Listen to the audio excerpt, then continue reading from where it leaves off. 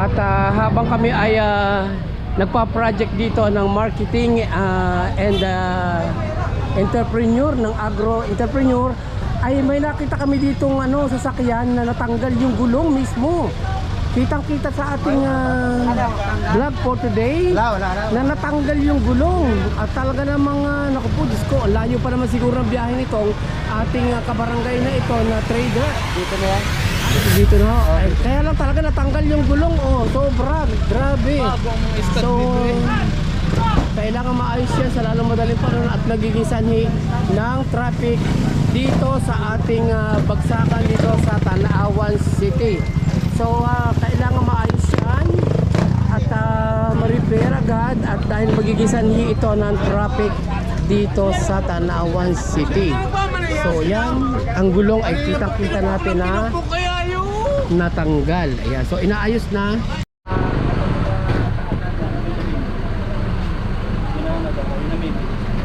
Balik kayo sa pagsakas administration mo, kaya umano ka naman ka-revenue, magaling nagpabagsak, okay naman ang fee, gano'n, tapos yun naman yung tinatala sa tawag dito, sa municipio de Luyo, city.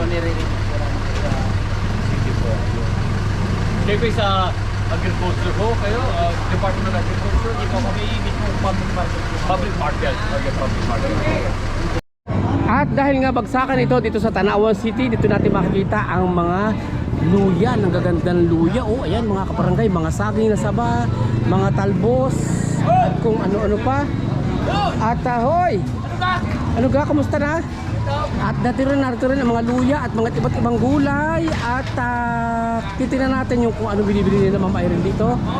At siyempre may mga prutas at kung ano-ano pang gulay, papaya at kung ano-ano pa na po pwede natin gulayin. At kung mga vegetarian kayo, narito rin mga sariwang gabi, ube, ano pa ba ito? Siyempre mga kalamansi, tambakan at talagang bagsakan ito. So hinahanap natin ang ating mga kabarangay na sa entrepreneur at hinahanap at saan ho yung sibuyasan? Sibuyasan? Saan yun? Okay, dito. Doon daw ang sibuyasan sa mga itchit. Ayan. So magandang araw mga kabarangay. Talagang hahanapin natin yung sibuyasan kung saan nakasama natin ang mga ating mga kung siyempre nandito yung tropa nating magaling na trader ng Barangay Bagbag and Luok. Ayan, of course. Ayan, hops. Kumusta ka na? Mabuti naman. Ayan. So, hinahanap namin mga kaklase sa agro-entrepreneur. Nasa Sibuyasan daw. Saan ka Sibuyasan? Doon. Dini pa. Sige, Dini. Pumunta kami.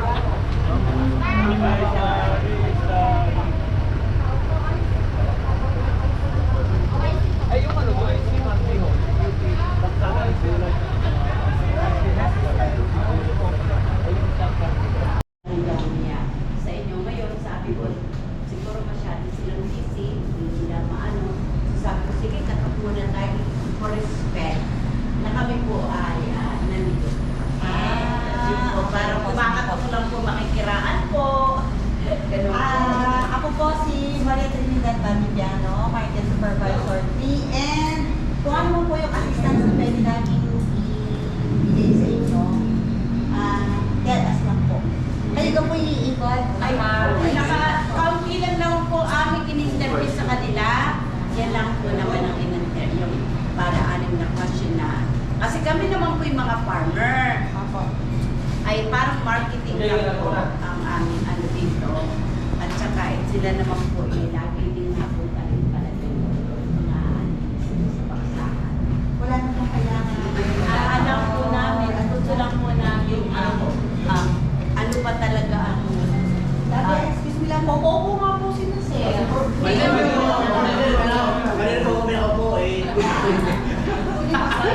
Gusto lang po namin malaman na paano po ito nagsimula at ano po ang masasabi from nung nagsimula kayo at sa ngayon. Kasi nakikita ko naman po very successful at saka ang dami pong mga dumadating na mga Tapos na ano din po, meron din pala kayo doon nakasulat sa wall na parang price control na din. So, nandun po yung mga ano. So, at least notify din na ito yung presyo natin, ganyan.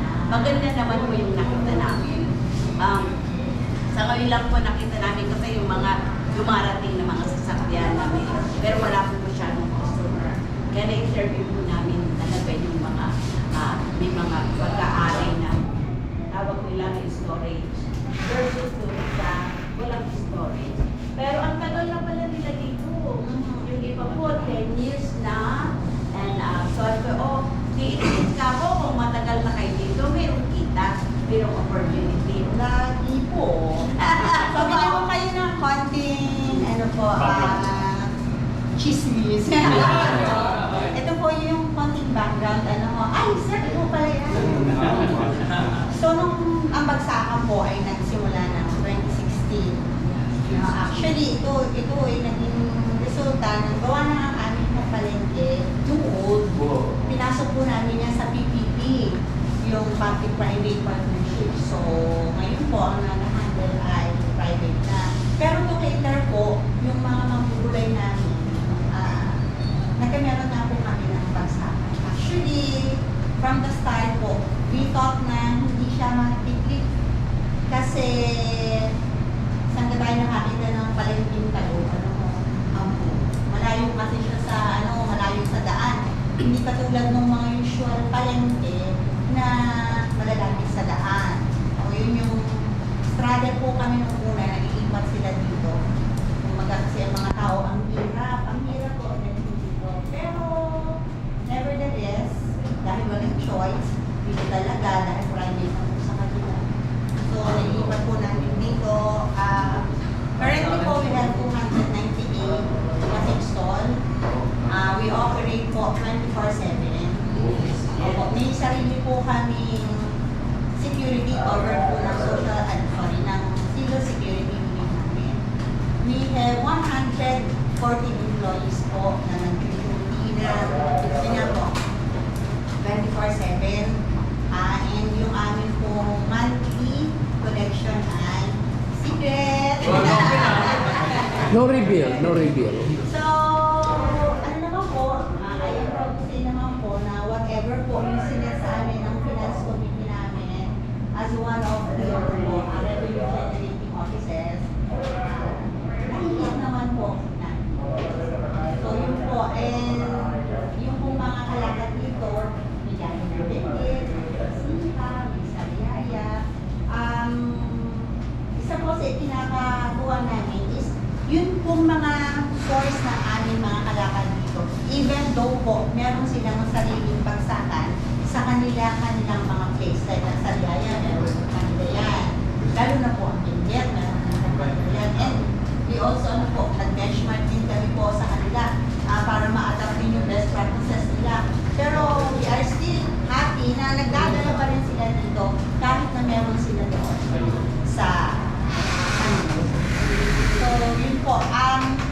Maganda po yung oras ng pagkapunta ninyo kasi hindi pa peak hour.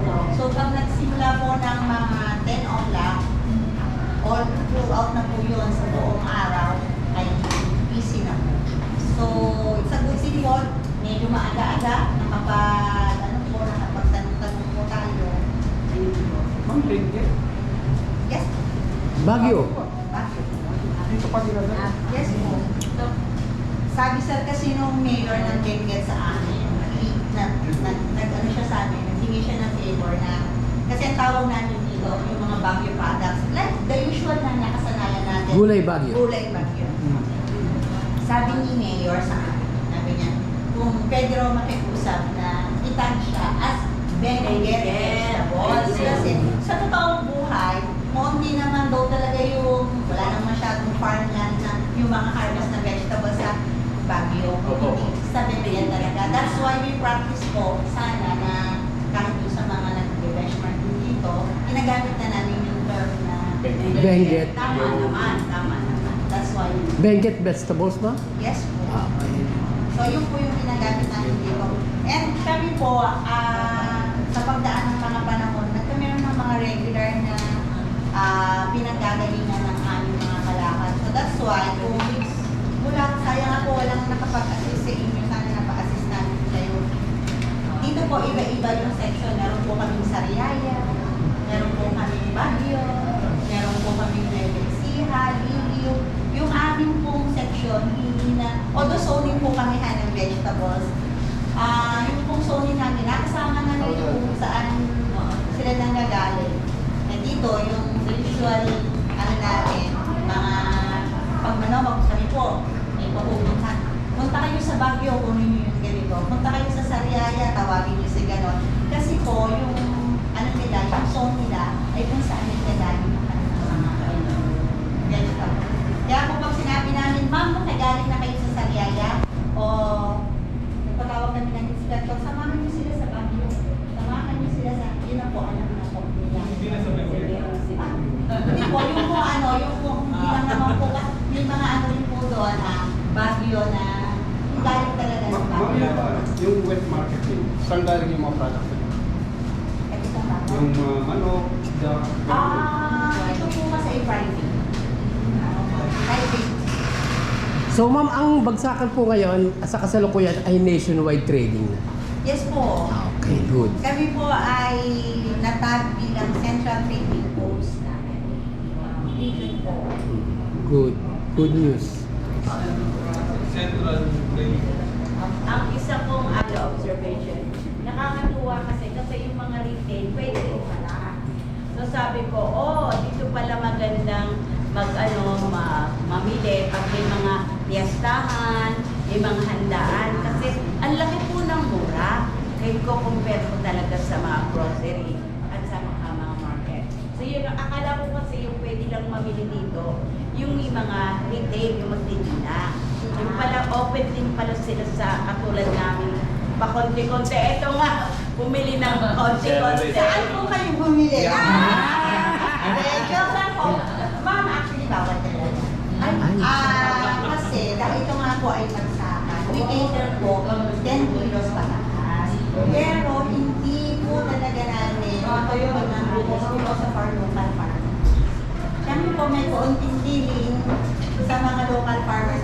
Kasi yung mga backyard harvest po nila, hindi lang naman po kasi yung mga malalaking magdadala.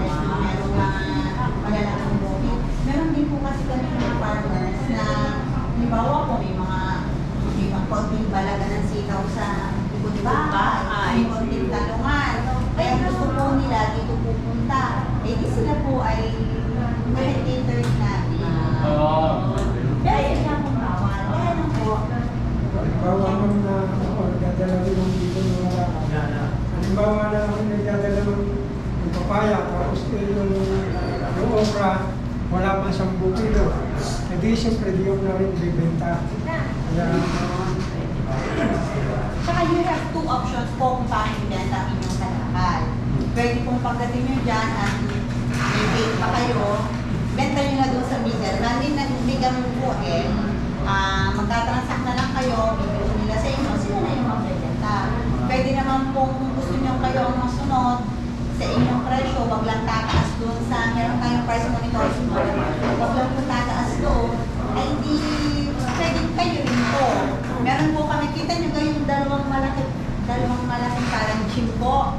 Tawag po namin yung piso na fish for fish too. pero po, pag upo nyo doon, may bayad. Kung doon nyo po ititinda.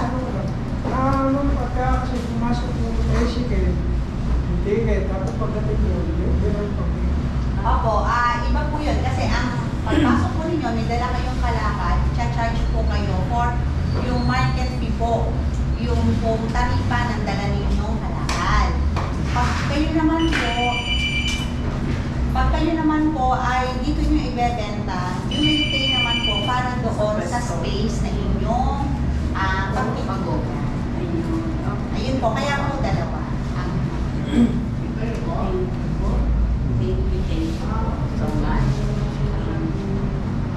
Okay na po tayo. So much for this and thank you so much ma'am. Thank you. And of course, dito rin sa Bagsakan, sa Tanawan City, makikita ang mga, what we call this, ang mga binhing na talong, kamatis, at kung ano-ano pa ang mga gulay. Dito tayo makakabili ng mga hybrid na papaya. Ayan, dito sa Bagsakan. Kailangan ko ay... Ayan, so here we go! Sa Balintawak din po kayo nalilita. Bakit po sir nagustuhan niyo dito magtinda sa Bagsakan? Malapit dito. Taga rito. Pero okay naman po ang pagkita niyo.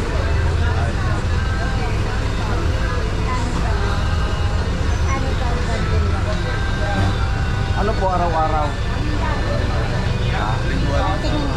Hindi, ang pamimili niyo.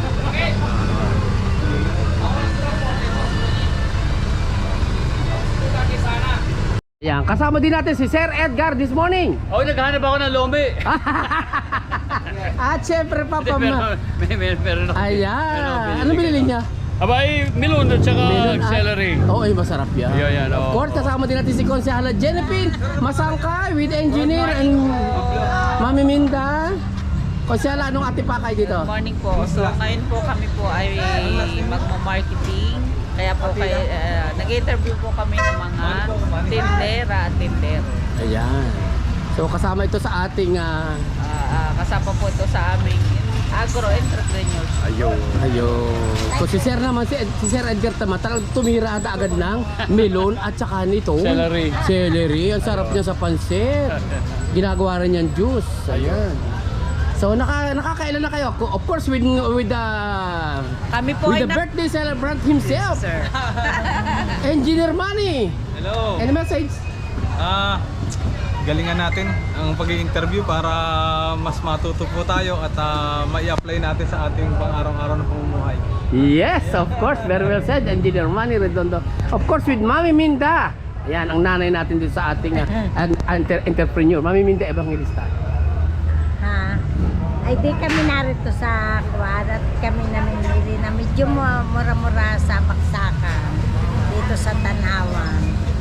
Anong nakapag-interview na kayo ng ating mga trader? Nakapag-interview na kami. Anong sabi nila? Anong tinanong nyo? Ay tinanong namin kung saan nanggagaling ang mga produkto nila. Anong sabi nila? Saan daw? Sabi nila ay Davao, merong Davao? Nueva Layo, no? Ecija. Ha?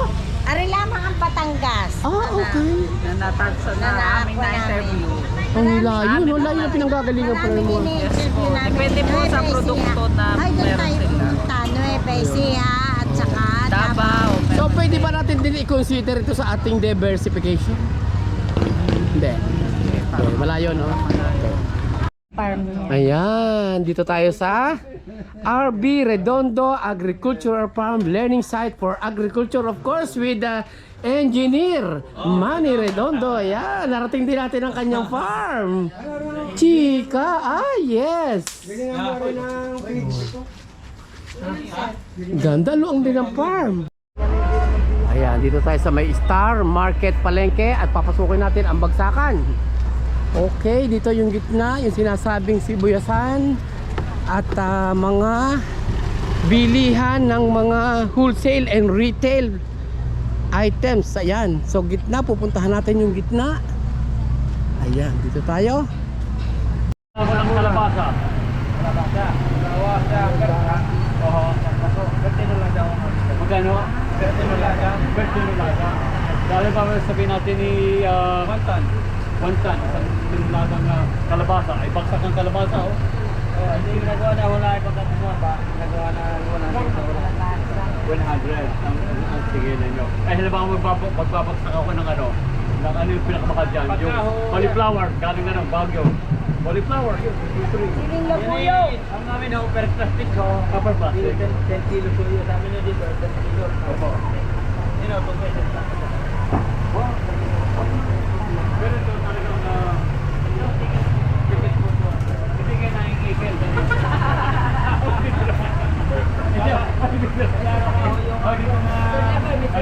Yung mga ano nga ho namin. Picturean mo, are. Ang mahal pala ngayon. Ang mahal na sigarilyas, 1,000 ang kilo? Kaya nga. Mahal. Kamote, 6,000. Sili labuyo, 4,500 ang kilo. Kulang-kulang 5,000 ang kilo. Grabe, no? Grabe. Oh, yan, sibuyas. Tingnan mo nga. Alam mo, Ang luya, 1,200 ang kilo. Grabe.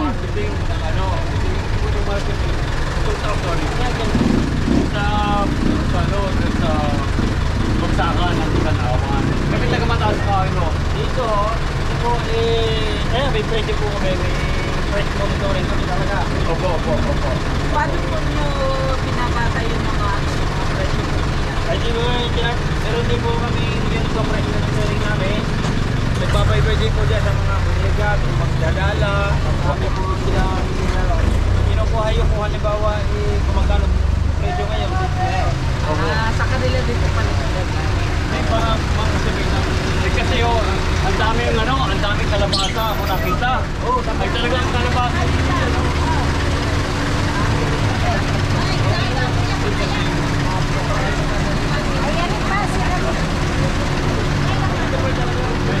Si brother di ang pogi, ah. kaya sa sibuyas at bawang. Ang mahal pala.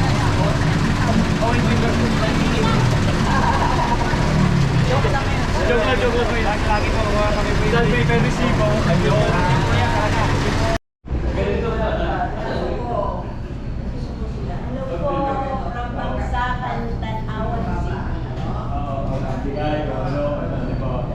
Kasi malalaman namin yun eh.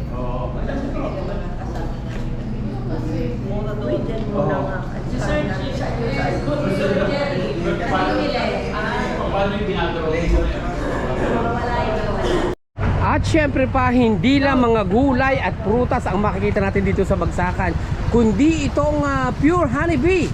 Ayan. Ang mga price nakikita natin, ayan, wholesale and retail price ng ating pure honeybee. Ayan, dito nyo lang makikita yan sa Bagsakan. Kung yung mga buyer mahilig sa honeybee, punta na kayo dito na makakita ng honeybee na pure. Alright. At malalaking sibuyas, syempre dito rin sa Bagsakan yan. Ate, saan galing ho yung inyong sibuyas? Taiwan ho, imported. Ito ho, local, hindi ho? Local po yan. Local. Ito po? Ito po yung galing Taiwan. Ang lalaki. Magkano ho ang per kilo ng Taiwan na sibuyas? 750. Per bag. Per bag, 750. Kami nagre-retail. Hindi nagre-retail. Puro wholesale. Ano po? Okay. Bahagi po ito ng aming agro-entrepreneur project. Kaya po kami nandito sa Bagsakan. Pasalamat po na marami. Yes, good morning mga kabarangay. It's another good day today. At dito tayo sa may admin building ng Tanawan Public Bagsakan. Ayan. So hahanapin natin ang ating tropa dahil meron tayong project dito for marketing and entrepreneur. So hahanapin natin yung sibuyasan. And pagkatapos nga natin ng ating marketing interview sa ating mga officers ng Bagsakan sa Tanawan, ay dumiretso naman dito tayo sa ating pupuntahan kay engineer, sa ating classmate sa TESDA, sa agro entrepreneurship, at walang iba kundi dito kay Engineer Manny Redondo. Siyempre kasama natin ang mga tropa. Ayan. At birthday ni Sir Manny Redondo today. Of course with Sir Edgar. Hello! Sa Manny Farm. Ayan, sa farm naman ni Manny. Ayan, of course kasama natin si Sir Edgar, si Polly Support. Ayan. Support na way. And of course with Merba, the